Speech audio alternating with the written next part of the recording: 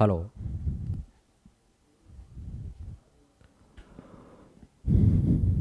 Hello, good evening all of you. कैसे हैं आप सब? मैं गोपाल आपका हार्दिक स्वागत करता हूं ओनो स्टडी के ऑफिशियल यूट्यूब चैनल पर। दोस्तों, आज हमारी क्लास थर्ड है। जैसे कि हमारी क्लासेस कंटिन्यू चल रही हैं, जस्ट एक मिनट जी। जैसे कि हमारी क्लासेस कंटिन्यू चल रही हैं एक सीरीज़ के माध्यम से, आज हमारी क्लास थर्ड है। 2 क्लासेस ऑलरेडी अपलोड हो चुकी हैं। अगर आप लोगों ने वो क्लासेस नहीं देखी हैं तो जाके आप लोग देख सकते हैं प्लेलिस्ट में, ठीक है ना। बात करते हैं, हम लोग प्रीवियस ईयर एग्जाम क्वेश्चंस को टारगेट कर रहे हैं। जो प्रीवियस ईयर में पूछे गए क्वेश्चन हैं, चाहे वो रेलवे हो, एसएससी हो, एसएससी एमटीएस हो, सीएचएसएल हो, सीजीएल हो, स्टेनोग्राफर हो, रेलवे एनटीपीसी हो, ग्रुप डी हो, आरपीएफ हो, एएलपी टेक्नीशियन हो, उन सारे एग्जाम्स को हम प्रीवियस को उठा रहे हैं, देन आफ्टर दैट सॉल्व करा रहे हैं, ठीक है ना। तो चलिए आज की क्लासेस थोड़ा स्टार्ट करते हैं और चर्चा करते हैं कि कहाँ से हम लोग स्टार्ट करेंगे इस क्वेश्चन को, ठीक है। देखिएगा, सबसे पहले हमारे पास में एक क्वेश्चन दिया गया है, उस विकल्प को पहचान करें जो तीसरी आकृति से उसी प्रकार संबंध है जिस प्रकार दूसरी आकृति पहली आकृति से। जिस प्रकार इसको मॉडिफाई करके ये बनाया गया है, उसी प्रकार इसको मॉडिफाई करके क्या बनाया जाएगा। किसी भी तरीके से उसने किसी भी कोड भाषा में क्या किया है, इसको ये वाला एक ऐसा ट्रायंगल दिया हुआ है, इस ट्रायंगल को उसने क्या लिखा है, ऐसे करके और इसमें ये बना दिया, ठीक है ना। चतुर्भुज बना दिया, ट्रायंगल को चतुर्भुज बना दिया। उसी डायरेक्शन में हमसे पूछा गया है कि हम इसको इस आयत टाइप में किसको क्या बनाएंगे, यानी कि वर्ग टाइप को क्या बना सकते हैं, बताइएगा। आई थिंक आप लोगों को क्वेश्चन विजिबल हो पा रहा होगा अच्छे से, आई होप। चलिए बताइएगा।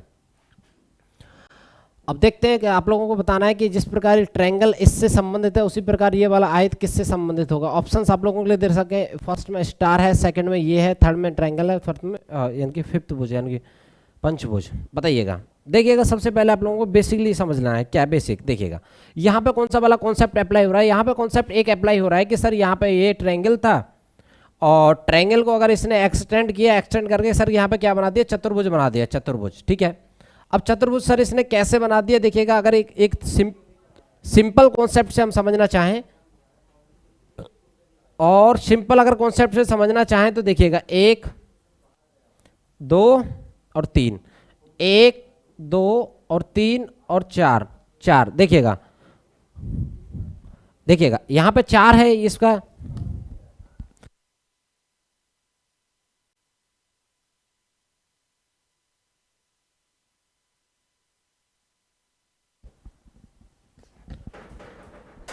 देखिएगा जिस तरह से 3 को 1 2 3 को यहाँ पे इस तरह से मॉडिफाई करके 4 में ट्रायंगल में चतुर्भुज 4 भुजा वाला बना दिया गया, उसी प्रकार से 4। अब इसके बाद में पूछा गया इसको क्या किया जाएगा, यानी कि इसकी कितनी भुजाएं, इसकी भुजाएं 4, 4 को मॉडिफाई करके कितना हो जाएगा, 4 को मॉडिफाई करके 5 बना दिया जाएगा। क्योंकि यहाँ पे एक भुजा एक्सटेंड कर दी इसकी, यहाँ पे इसकी एक भुजा एक्सटेंड कर दी, ठीक है ना। यहाँ पे एक भुजा इसकी एक्सटेंड कर दी, एक मिनट जस्ट मेरा हाथ से टच हो गया। यहाँ पे एक भुजा इसकी एक्सटेंड कर दी, यहाँ पे 3 थी, यहाँ पे हो गई कितना, 4। अब यहाँ पे 4 ऑलरेडी दे रखी है तो यहाँ पे कितनी हो जाएंगी, 5 भुजाएं हो जाएंगी। कैसे हो जाएंगी, इस वाले फॉर्मेट से 1 2 3 4 और 5, 5 भुजाएं, ठीक है ना।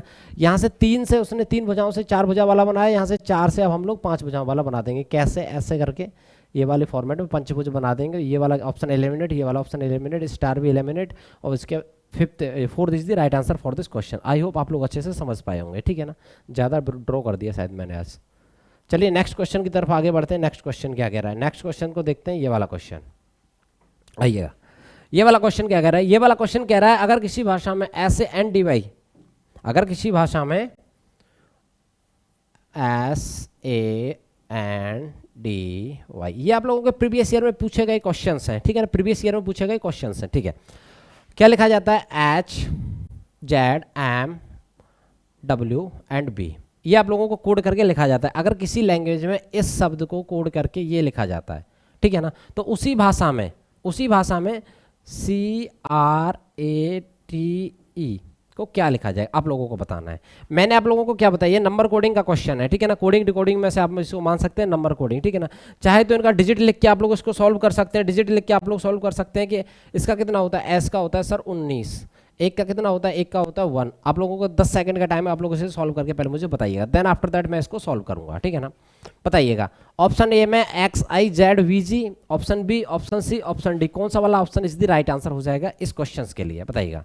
ये आप लोगों का प्रीवियस ईयर रेलवे में पूछा गया क्वेश्चन है, रेलवे एनटीपीसी में, ठीक है ना। अब इसके बाद में बताइएगा कौन सा option is the right answer हो जाएगा फॉर दिस क्वेश्चन। कुछ स्टूडेंट का डाउट था सर ये क्वेश्चन किस एग्जाम को टारगेट करेंगे, रेलवे, एसएससी और बैंकिंग में प्रीवियस ईयर में पूछे गए क्वेश्चन है, वही क्वेश्चन उठाए गए हैं ओनली प्रीवियस ईयर में। ये आप लोगों को जब एग्जाम देने जाएंगे तो इसमें ये क्वेश्चन की आईडी आप लोगों को देखने के लिए मिल जाएगी, question ID, option 2 ID, option 3 ID, option 4 ID, status, answer, वो सारी चीज़ें आप लोगों को देखने के लिए हो जाएगी, विजुअल मिल जाएगी। अब देखिए समझते हैं क्या किया है इसमें। इसने किया है क्या सर, एक को ये 26 लिख रहा है किसी लैंग्वेज में, एन को ये लिख रहा है एम, तो मेरे को इतना पता चल गया कि सर अपोजिट नंबर के माध्यम से ये लिखा जा रहा है। कैसे, अपोजिट नंबर के माध्यम से। अब एक का अपोजिट क्या होता है सर, एक का अपोजिट होता है जेड। आप लोगों को पता है ए स्टार्टिंग में फर्स्ट नंबर पे आता है, जेड एंड नंबर पे आता है, ठीक है ना। ए स्टार्टिंग के फर्स्ट नंबर पे आता है, जेड एंड नंबर पे आता है। अब उसके बाद में बात करें एस का अपोजिट नंबर क्या होता है, एच, ठीक है ना। एस का अपोजिट नंबर होता है एच। इसको आप लोग बोल सकते हैं हाथी, ट्रिक के माध्यम से इसे बोल सकते हैं साथी, हाथी मेरा साथी। एच का उल्टा एस होता है, ठीक है ना। अब उसके बाद में बात अगर मैं करूं एम एन, इसको आप लिख सकते हैं मन, मन के माध्यम से आप इसको याद कर सकते हैं। एम का अपोजिट होता है एन, ये 13 पे होता है, ये 14 पे होता है, ठीक है ना। तो इस फॉर्मेट से आप लोग इसको क्वेश्चन को सॉल्व कर सकते हैं। अब आइए मैं क्वेश्चन पर चलता हूँ अपोजिट नंबर से। हाँ, एच का होता है, एस का अपोजिट होता है एच, ठीक है। ए का अपोजिट होता है जेड, ठीक है। एन का अपोजिट होता है एम, ठीक। डी का अपोजिट होता है डब्ल्यू और वाई का अपोजिट होता है बी। यहाँ तक सभी को क्लियर है? आई होप यहाँ तक आप लोग अच्छे से समझ पाए होंगे। अपोजिट नंबर यहाँ पे दिया गया है इस क्वेश्चंस में। अब उसके बाद में चलिए नेक्स्ट समझते हैं कि हमारे क्वेश्चन का आंसर क्या होगा, ठीक है ना। हमारे क्वेश्चन का आंसर क्या होगा, सी का क्या होता है बताइएगा। यहाँ पे अगर बी का वाई हो रहा है अपोजिट, तो सी का क्या हो जाएगा, सी का हो जाएगा सर एक्स, ठीक है। आर का क्या हो जाएगा, आर को आप इंदौर से याद रख सकते हैं, ठीक है, ठीक है। इंदौर में आई और आर, आई स्टार्टिंग में आर से, तो इसका क्या हो जाएगा, आर का हो जाएगा आई। ए का क्या होता है opposite Z, x I Z, x I Z, x I Z, बाकी के नीचे दोनों गलत, ऊपर वाले में से कोई एक ऑप्शन हो सकता है। टी का क्या होता है, टी का होता है गोपाल तपस्वी, इसका क्या हो जाएगा, जी का अपोजिट हो जाएगा, टी का अपोजिट हो जाएगा जी, तो फिर उसके बाद में जी आ जाएगा। तो हमारे पास में कौन कौन सा फॉर्मेट आ गया, हमारे पास में फॉर्मेट आ गया ये वाला, देखिएगा कि हमारे पास आ गया सी का अपोजिट हमारे पास में एक्स आ गया, आर का अपोजिट हमारे पास में आई आ गया, जेड का ए का अपोजिट हमारे पास में जेड आ गया और टी का अपोजिट आ गया जी। ये वाले फॉर्मेट हमें मिलाना है, कौन से में मिल रहा है, ये सिर्फ सेकंड वाले में मिल रहा है, बाकी किसी में मिल ही नहीं रहा। Second is the correct answer for this question, क्योंकि सेकंड वाले में यहाँ पे वी आ गया लेकिन जी है यहाँ पे, ठीक है ना। ई का क्या हो जाएगा, ई का हो जाएगा वी, तो second is the right answer for this question. इस क्वेश्चन के लिए सेकंड वाला इज द राइट आंसर हो जाएगा। चलिए नेक्स्ट क्वेश्चन की तरफ आगे बढ़ते हैं। नेक्स्ट क्वेश्चन क्या कह रहा है, ठीक है, आइए।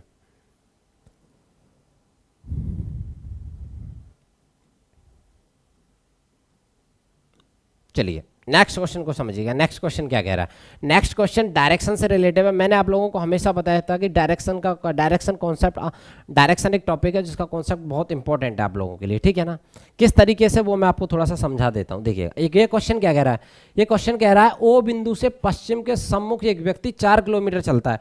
ओ को आप कहीं भी मान सकते हैं, ओ को मैंने मान लिया यहाँ, ठीक है।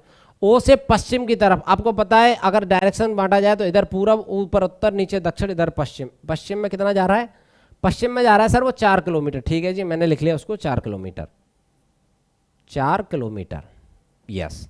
अब उसके बाद में क्या कह रहा है, वो बिंदु ए तक पहुंचता है, ठीक है जी, कोई दिक्कत नहीं, हम भी उसे ए तक पहुंचा देते हैं।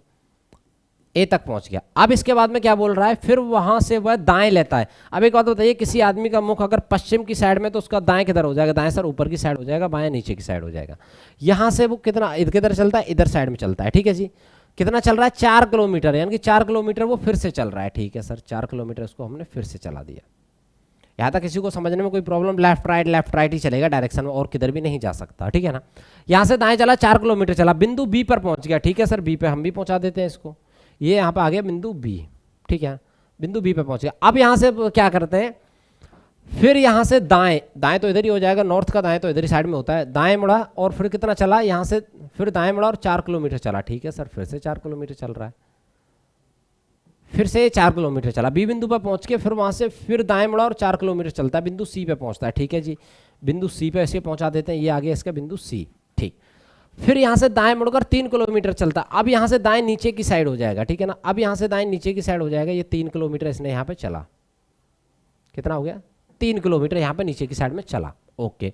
3 किलोमीटर चलने के बाद में डी बिंदु पर पहुंचा, ठीक है सर, हम इसे डी बिंदु पर भी पहुंचा देते हैं, ये आ गया इसका डी बिंदु, ठीक है, यहाँ तक समझने में किसी भी स्टूडेंट को कोई प्रॉब्लम है तो बताइए। सिंपली जिस फॉर्मेट में क्वेश्चन आगे बढ़ रहा है उसी फॉर्मेट में मैं क्वेश्चन को आगे बढ़ा रहा हूँ। सबसे पहले यहाँ पे था ओ बिंदु से 4 किलोमीटर पश्चिम दिशा में चला। पश्चिम आपको पता है, अगर ये डायरेक्शन में काट देता हूँ तो ऊपर क्या हो जाएगी, नॉर्थ हो जाएगी, इधर पश्चिम हो जाएगी, इधर पूरब हो जाएगी और इधर साइड में साउथ हो जाएगी, ठीक है ना। अब उसके बाद में यहाँ डी बिंदु पर पहुँचने तक, वो डी बिंदु तक पहुँच गया, सी के बाद में 3 किलोमीटर चला, डी बिंदु पर पहुँच गया। अब यहाँ से वो बाएं मुड़कर, यहाँ से बायां इधर हो जाएगा, दायां इधर हो जाएगा, क्योंकि मुख उसका इधर साइड में, ठीक है ना। यहाँ से बाएं मुड़कर, अगर यहाँ से उसको मैंने बाएं मुड़ा, बाएं मुड़कर 4 किलोमीटर चलता है, ठीक है सर, फिर से 4 किलोमीटर चल रहा है, कोई दिक्कत नहीं है, 4 किलोमीटर चल गया, बिंदु ई तक पहुंचता है, ठीक है सर, मैंने ई बिंदु तक पहुंचा दिया। अब यहाँ से फिर दाएं मुड़ रहा है, दाएं नीचे की साइड हो जाएगा, दाएं मुड़कर कितना चल रहा है, 5 किलोमीटर चल रहा है, कोई दिक्कत नहीं, 5 किलोमीटर चलने दो, और एफ बिंदु पर पहुंच जाता है, यानी कि स्टैटिक पॉइंट ओ आ गया। स्टैटिक पॉइंट इसका क्या हो गया, ओ, स्टार्टिंग पॉइंट हो गया सर इसका ओ, और एंड पॉइंट हो गया इसका एफ, ठीक है। अब क्वेश्चन क्या पूछ रहा है, पहले तो इसने समझा दिया, पहुंचता है बिंदु डी से बिंदु बी के बीच की कम दूरी ज्ञात कीजिए, कम दूरी किलोमीटर में बताइए। कम दूरी का मतलब होता है मिनिमम दूरी, ऐसे क्वेश्चन में हमेशा मिनिमम दूरी आप लोगों से पूछी जाएगी, ठीक है। अब मिनिमम दूरी क्या होती है, चलिए समझते हैं।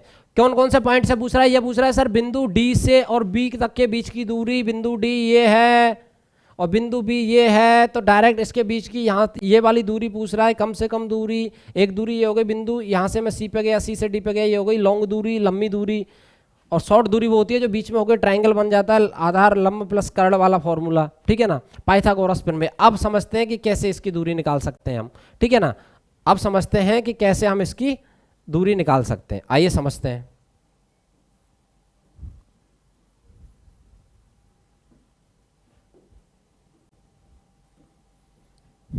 देखिएगा, सबसे पहले क्या है, सबसे पहले अब हमको क्या करना है, इन दोनों के बीच की दूरी निकालनी है। यानी कि ये वाला एक ट्रायंगल आ गया हमारे पास में, ऐसे करके, ऐसे एक ट्रायंगल आ गया, इसके ये कर्ण हमको ज्ञात करना है। लंब दे रखा है इसमें, इसमें कितना दे रखा है लंब, एक 4 दे रखी है, एक 3 दे रखी है। तो अगर हम कर्ण की वैल्यू निकालेंगे तो कर्ण स्क्वायर आप लोगों को पता है क्या होता है, कर्ण स्क्वायर बराबर होता है लंब स्क्वायर प्लस आधार स्क्वायर। यहाँ तक किसी को कोई प्रॉब्लम, यहाँ तक समझने में किसी को कोई प्रॉब्लम, ठीक है। अब उसके बाद में मैं अगर बात करता हूँ कि लंब स्क्वायर प्लस का आधार स्क्वायर, खाली कर्ण बराबर अगर मैं बात करता हूँ तो ये दोनों अंडर रूट में पहुँच जाएंगे। लंब स्क्वायर अंडर रूट में आ गया और प्लस आधार स्क्वायर भी अंडर रूट में आ गया। लंब मेरा कितना दे रखा है मैंने 4, एक वैल्यू मेरे पास में 4 का स्क्वायर हो जाएगा, एक वैल्यू मेरे पास में 3 है, 3 का स्क्वायर हो जाएगा, दोनों अंडर रूट में आ जाएंगे। 4 का स्क्वायर होता है 16, 3 का स्क्वायर होता है 9, दोनों हो गया 25, यानी कि अंडर रूट में 25 आ गई इनकी कम से कम दूरी, यानी कि मिनिमम दूरी इनकी कितनी आ गई रूट में 25। 25 को अगर रूट से बाहर निकालूंगा तो 5 की वैल्यू होती है रूट में 25। 5 is the correct answer, option B is the correct answer for this question. कम से कम दूरी पूछे तो आप लोगों को सिर्फ सिंपली क्या करना है, जो कर्ण स्क्वायर लंब स्क्वायर आधार स्क्वायर से बीच की दूरी निकाली जाती है वो आप लोगों को ज्ञात करनी है, ठीक है ना। इस तरीके से आप सिंपली याद कर सकते हैं। ये हमने आज के प्रीवियस ईयर के क्वेश्चंस देखे थे कुछ, ठीक है ना। नेक्स्ट ये आज की क्लास यहीं पे समाप्त होगी, 3rd क्लास है, 4th क्लास आप लोगों की नेक्स्ट क्वेश्चन आप लोगों को देखने के लिए मिलेंगे। अगर आपको लगता है ये वीडियो आप लोगों के लिए 1% भी हेल्पफुल है तो प्लीज़ वीडियो को लाइक करें, शेयर करें, सब्सक्राइब करें। थैंक यू सो मच, मिलते हैं नेक्स्ट वीडियो में। जय हिंद, जय भारत।